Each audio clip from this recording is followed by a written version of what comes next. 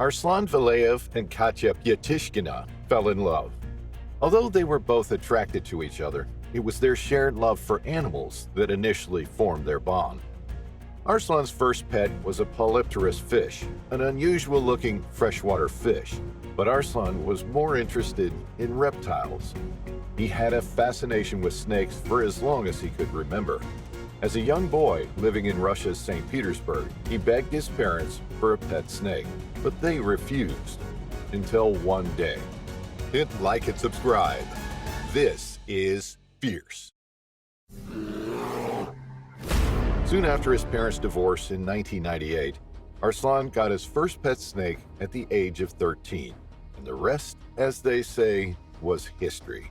One snake quickly turned into two, and from there, Arslan grew his collection.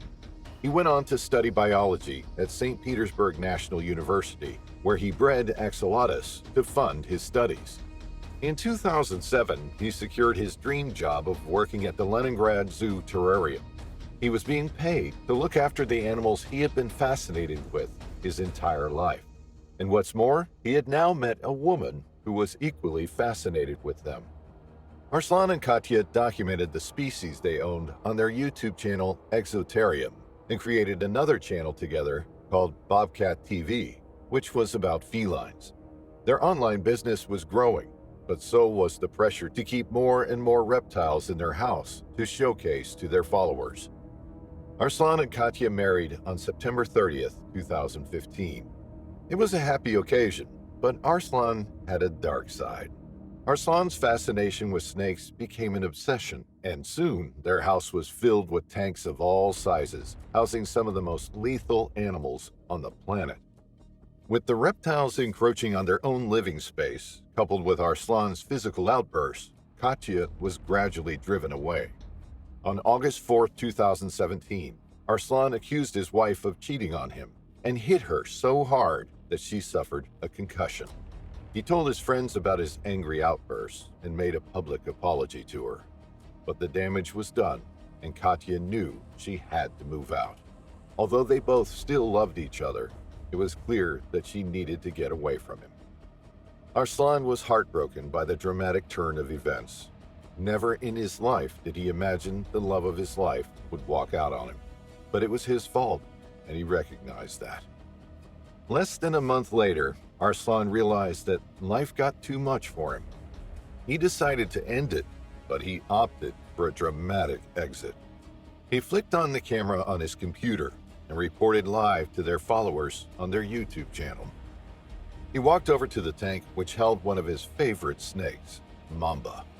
As the name suggests, this was a black mamba, one of the deadliest snakes in the world. They can grow up to 14 feet long, shift at up to 12 miles per hour, and deliver deadly bites. Each fang can secrete 20 drops of venom, and it takes just 2 drops to kill a man. Arslan opened Mamba's tank, took a deep breath, and placed his hand inside. Known for their aggressive nature and never one to shy away from a threat, the black mamba instantly struck out. A muffled ouch could be heard on the live stream. The black mamba's fang had pierced the skin on Arslan's finger, and he walked back to his chair, sitting in front of the camera to explain to his audience what had happened. His finger began tingling almost immediately. He knew that the venom was now searing through his body, making its way to his vital organs. It was only a matter of time now, but he still had so much to say. He calmly held his finger up for all to see. 2 droplets of blood oozed from the puncture wounds. He then said, "If I die, I die." But he had a lot to get off his chest and so little time. A black mamba bite can kill within 20 minutes, and Arslan knew that. As the effects started taking over his body, he pleaded for viewers to contact Katya. He wanted to speak with her one last time. He wanted to tell her how sorry he was and that she had his blessing to move on with another man. He stated Katya's phone number and hoped someone who was watching would get the message to her.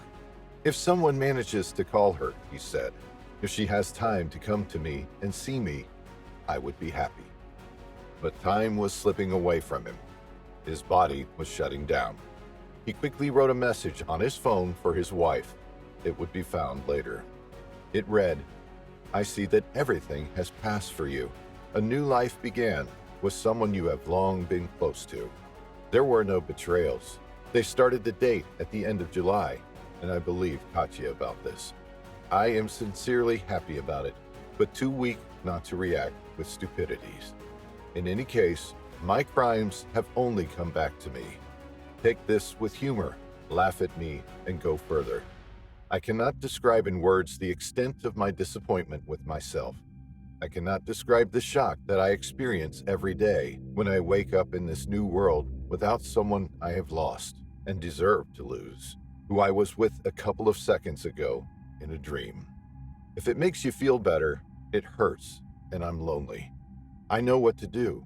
I have heard a lot of advice, but the feeling of emptiness and a broken life can only pass with time. Miracles do not happen. We do not live in a fairy tale. By the time he had written the message, his hands had started to seize up. They were beginning to become paralyzed. His breathing became rapid, and his bloodshot eyes began moving involuntarily, rolling backwards as he tried to clear his vision. His muscles began to shut down. It was all happening so fast, a live broadcast of a terrifying and heartbreaking suicide. The viewers were gripped, but some acted on the man's desperate pleas. Someone called the emergency services, and another contacted Katya. "Pass on to Katya that I loved her very much," Arslan continued to say. "In fact, I'm already dying. Farewell. I would be glad to see Katya."